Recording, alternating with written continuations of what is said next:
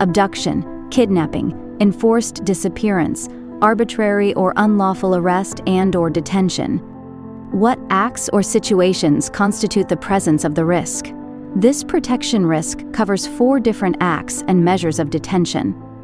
Abduction and kidnapping refer to removal, seizure, capture, apprehension, taking or enforced disappearance of a person either temporarily or permanently, without support or acquiescence of the state. When the victims are children, it constitutes a grave violation.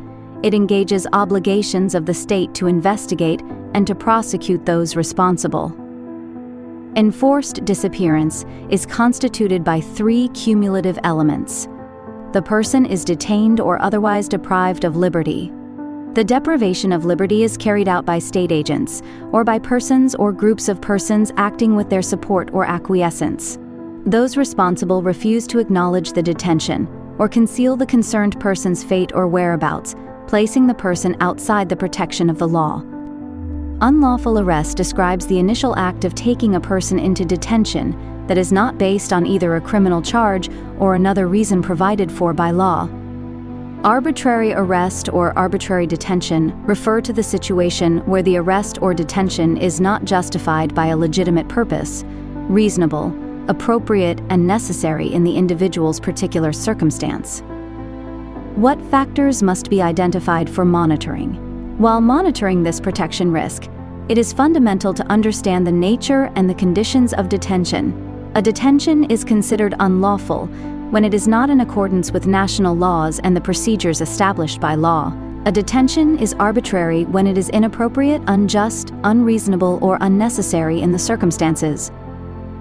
Child abduction may also constitute a form of child trafficking where the child is exploited in whatever form, requiring an investigation of the related protection risk. What information and data can illustrate the presence of the risk? Generally, in situation of armed conflict, there is information on such types of incidents and targeting, but not during the period when the risk is occurring. This data and information is often collected by human rights partners, actors and mechanisms, or by UN missions or other protection of civilians mechanisms, national institutions, ombudsmen, or special bodies pertaining to the legal and justice system may have information and data. Research and analysis centers, media and protection monitoring can provide additional indication on possible presence of cases and incidents. Often it may not be possible to have precise numbers or statistics due to access and other constraints. It is therefore important to use observation, expert judgment, triangulate available information, and ensure reporting on the protection risk, independently from available statistics.